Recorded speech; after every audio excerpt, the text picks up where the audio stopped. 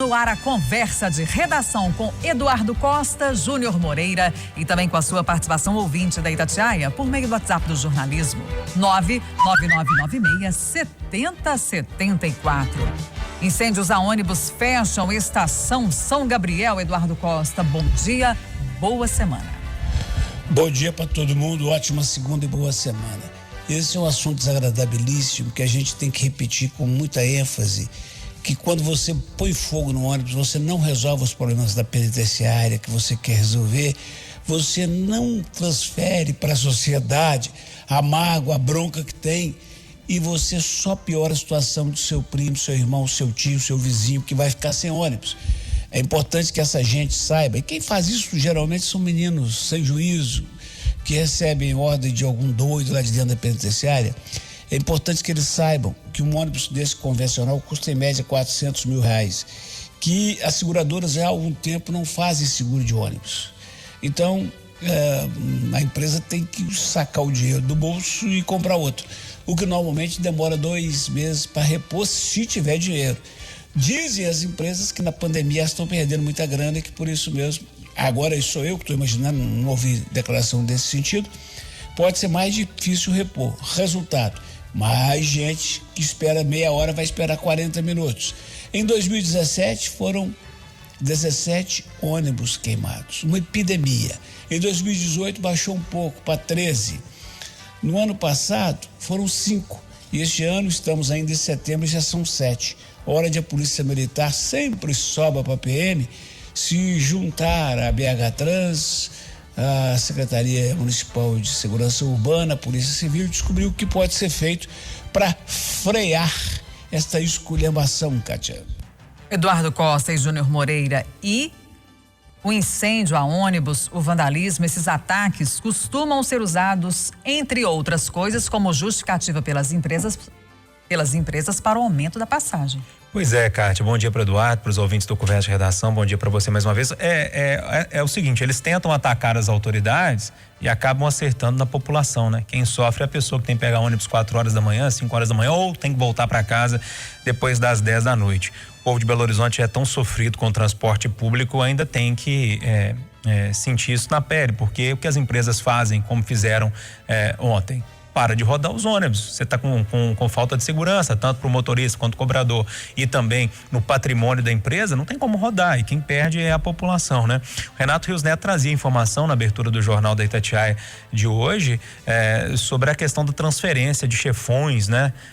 De algumas facções. E essa transferência estaria motivando essa questão toda do ataque a ônibus. É sempre a mesma história, né? Transfere um chefão, ou aperta o cerco, um diretor mais pulso firme, chega num presídio, começa a apertar um pouquinho, os ônibus começam a queimar para todo lado, né? É uma questão que envolve muita coisa, mas eu acredito que ainda nós somos muito benevolentes com a questão da entrada de celulares, com a situação dos presídios, a gente trata mal os presos, tem muita corrupção envolvendo essa história toda e, lógico, mais uma vez, repito, para fechar, quem sofre é a população. Ô Eduardo Costa, então assim, o Júnior acabou de destacar, é previsível esse tipo de ação, é até esperada esse tipo de ação, essa ação quando chefões do tráfico são transferidos daqui e dali. Você trouxe um retrospecto desde 2017, pelo menos, Eduardo, e é claro, a gente está trazendo dados mais recentes, mas os casos são antigos. E por que isso acontece até hoje? Porque a polícia não pode estar em toda parte, né, Kátia? Não tem jeito. Mas é só a polícia, Júnior. Eu acho que tem que ter um trabalho de inteligência também, né? Mas, na situação que a gente tá vivendo, com falta de pessoal, com atraso em pagamento, essa história toda, é complicado. Mas tem que ter uma questão de inteligência. Quando sabe que isso vai acontecer, vamos pensar, vamos ver o que está acontecendo, por onde que essas informações estão chegando, de onde essas ordens estão vindo, né? Com restrições e mais espaço entre barracas, a Prefeitura de Belo Horizonte envia a feirantes proposta de funcionamento da Feira Hippie, Júnior. Pois é, Kátia, eu acompanhei essa informação, acho que já está passando a hora também de alguma forma começar a Feira Hippie novamente. A gente está indo aí para 6 meses de Feira Hippie fechada, algumas pessoas passando muita dificuldade, muita necessidade. Nas semanas que passaram, eu fiquei tirando férias do Eustáquio durante um tempo lá no plantão da cidade. Eu cheguei a entrevistar um dos representantes da Feira Hippie, e ele contou histórias assim que realmente deixam o coração da gente apertado, né? De pessoas que tinham só aquilo ali para viver, que agora não estão conseguindo. Enfim, uma história muito complicada. E agora tá aí uma proposta, isso foi entregue na mão dos feirantes. Alguns já mandaram mensagem, inclusive hoje durante o Café com Notícia, que eu acompanhei aqui no WhatsApp, falando que a proposta não é boa. Já tem uma turma falando que a proposta é boa, tem um impasse aí nessa história, parece que vai aumentar ali, né? Porque vai até a Rua da Bahia, Guajajaras, aumentar até a Praça 7 para aumentar esse distanciamento. Mas alguns falam que na proposta também traz a questão de uma semana sim, outra não, né? Ia dividir os feirantes, que isso não é muito bem-vindo por eles. Vamos acompanhar para ver como é que vai ficar essa discussão. Agora está passando da hora de abrir a Feira Hippie. Porque você abre o shopping, abre galeria, por que não a feira que é o ar livre, né? É lógico, mas tem dificuldade de manter. Pô, fecha lá no início da avenida, fecha as ruas, faz um controle de entrada para monitorar, né? Acho que tudo é possível, basta querer e ter força e vontade política e também combinar com os feirantes que vai dar certo. Eduardo Costa, e tem algumas feiras funcionando já pela cidade. Tem muita coisa irregular funcionando, desde o que é legal funcionar. Kátia, sábado o secretário de Saúde do Estado disse da Itatiaia que lá em março, quando a pandemia chegou, entre os cenários traçados pelo governo, havia possibilidade que se a curva fosse íngreme, fosse ascendente na velocidade da Itália, nós teríamos em abril 1.000 mortos por dia em Minas Gerais. Então, em março, eu topava toda essa cautela. Em abril eu comecei a discuti-la. Quem ouve conversa é testemunha. Vamos abater, soprar, abrir e fechar, mas tudo bem, prevaleceu o fechamento geral. Só que agora chega, né, gente?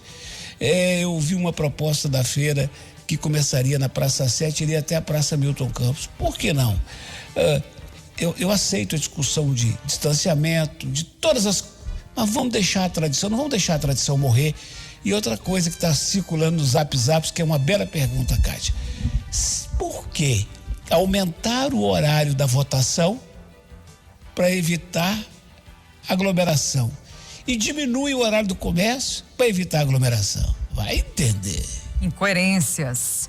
A Sandra do Jardim Guanabara tá falando que tá com muita saudade da Feira Hippie. Uma manhãzinha de domingo ensolarada, hein, Júnior? Também tô, viu, Kátia? Eu amava a Feira Hippie, amo a Feira Hippie.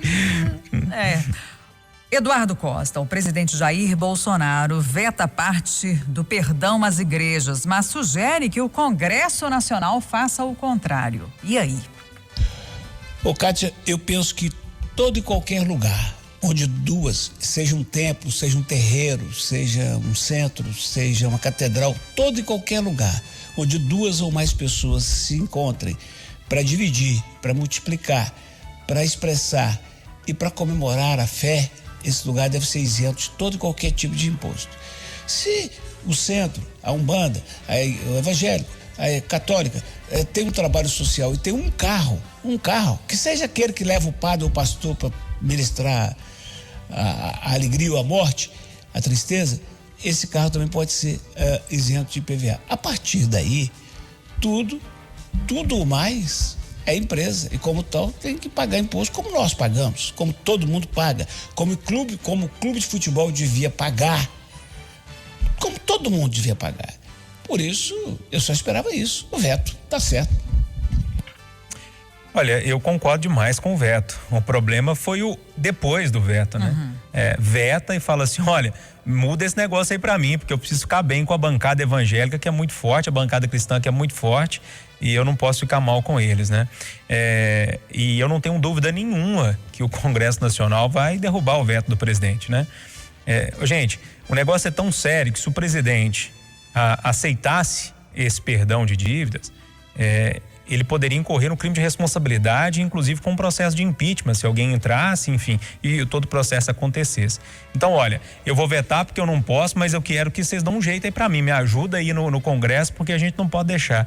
Gente, mais de R$1 bilhão, é muito dinheiro no momento desse. Você faz reforma da Previdência, o contribuinte vai ter que pagar mais, vai ter que trabalhar mais. Aí você faz uma série de outras histórias. Agora tem a questão da reforma administrativa que vai afetar o servidor.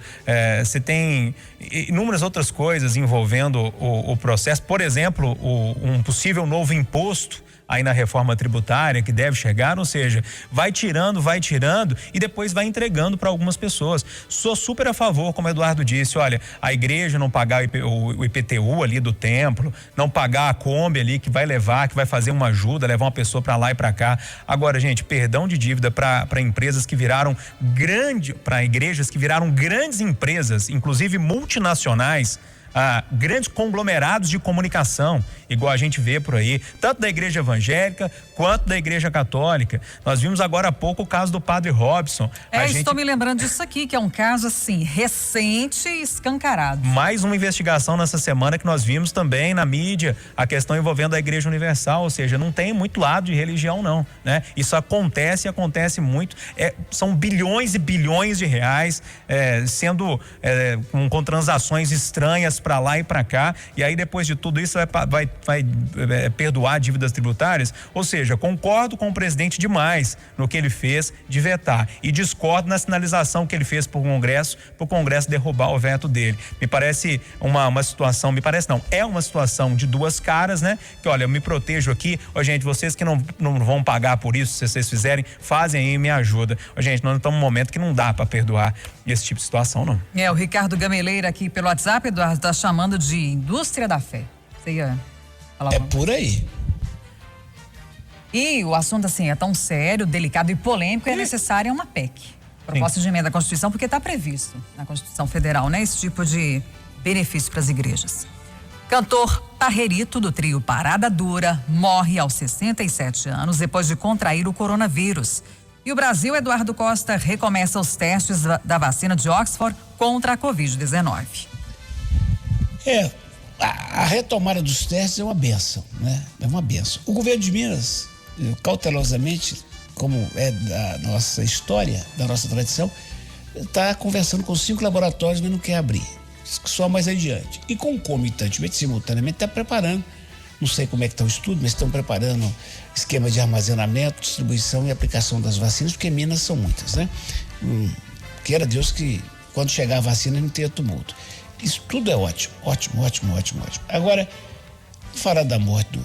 Primeiro, como lamentar a morte do Parrerito, tem que dizer também, embora eu não fosse dos mais fãs, mas enfim, é inegável que o tio Wilson, desta banda Lagoon, tinha os seus admiradores, entre eles uma filha minha, e a gente manda um abraço fraterno e sincero para a banda toda, que perda. Agora vamos no Parrerito.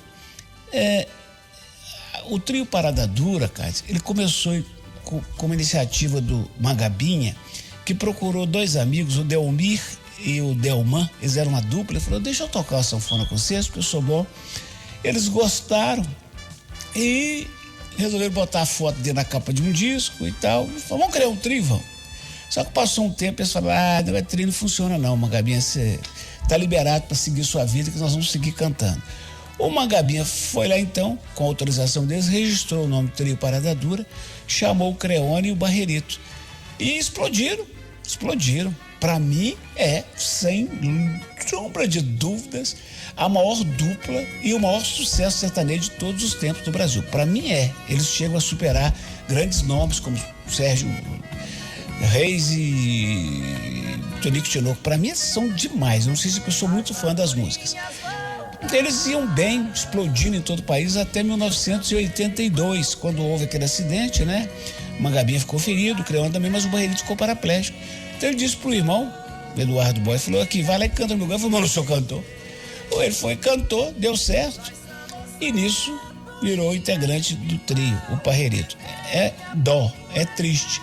E mais triste, Cátia, um cidadão que era a voz das multidões, ser sepultado sem ninguém testemunhar por conta da Covid. Lamentável. Muito, muito, muito triste. Cortar o coração. E aí, Ju? É uma grande perda, né, Kátia? É interessante o Eduardo trazer essa história do trio Parada Dura, porque muita gente ou se lembra só do Barrerito, sim, né? E não sabia nem que existia até então o Parrerito. E muito menos a história do trio Parada Dura. Pois é, desde 1982, né, que ele já está junto com o trio. Ultimamente eu tenho ouvido muito trio Parada Dura. Eu sou um amante da música sertaneja de raiz, mas junto com o Zé Neto Cristiano eles fizeram uma música linda que chama Vivendo Aqui no Mato, que eu tenho ouvido muito tempo, me lembra da roça, das coisas do sertão. Acho que foi o grande último sucesso deles, foi essa música Vivendo Aqui no Mato, que é linda, linda, linda, linda, uma letra maravilhosa e a voz do Parrerito, né, que é sempre marcante, remete a gente também às coisas do interior. Eu cresci ouvindo, né, então realmente o coração fica apertado. Você vê a imagem da pessoa, enfim, e como o Eduardo disse, ainda será enterrado sem que possam ser feitas as homenagens devidas. É bem triste. Tem que mandar um abraço à família. Morava aqui em Contagem, né, pertinho da gente, tinha toda a vida dele aqui em Belo Horizonte e região. E sobre a vacina, eu disse, Kátia, quando essa vacina foi foram suspensos os testes com a vacina. Eu tinha conversado com alguns médicos e falaram, tudo normal, tá? Isso traz ainda mais segurança para a vacina. Pararam porque estão seguindo exatamente todos os pontos, toda a necessidade que precisa ser feita ali na questão da ciência para ter uma vacina segura. Agora descobriu-se que a pessoa que teve a síndrome lá não tinha nada a ver com a vacina. Testes que seguem, tomara que ela chegue rápido e entre mais ou menos ali dentro da previsão que os médicos, os cientistas, que os responsáveis por essa vacina dão, que é janeiro. Não deve atrasar muita coisa não, e tomara que ela chegue em janeiro pra gente ver um pouquinho essa pandemia passar e a gente ficar um pouco mais tranquilo em toda essa situação. O Eduardo Costa, o senhor Agerson do Serrano tá dizendo que era amigo do Parrerito e tá confirmando que a história é essa mesma que você tá contando aí do trio Parada Dura. Pois é, que ele vá com Deus e cante bonito lá em cima. Olha, nas convenções partidárias para definir os candidatos das eleições municipais, o PSTU definiu que terá como candidato à Prefeitura de Belo Horizonte o Anderson Rocha e como vice Firmínia Rodrigues. E hoje tem live promovida pela Itatiaia. De hoje até sexta-feira, a Itatiaia vai fazer uma rodada de entrevistas com os pré-candidatos à Prefeitura de Belo Horizonte. 10 políticos que anunciaram pré-candidatura e vão discutir os principais assuntos que envolvem a capital, tendo sempre como foco o cidadão. Então, as entrevistas serão ao vivo nas nossas redes sociais. São lives a partir das 9 horas da noite. Serão comandadas pela repórter Edilene Lopes. Então, contamos com todo mundo nessas lives que a Itatiaia promove a partir de hoje. São 2 pré-candidatos por dia. Vambora, gente? Bora! Boa semana para todo mundo.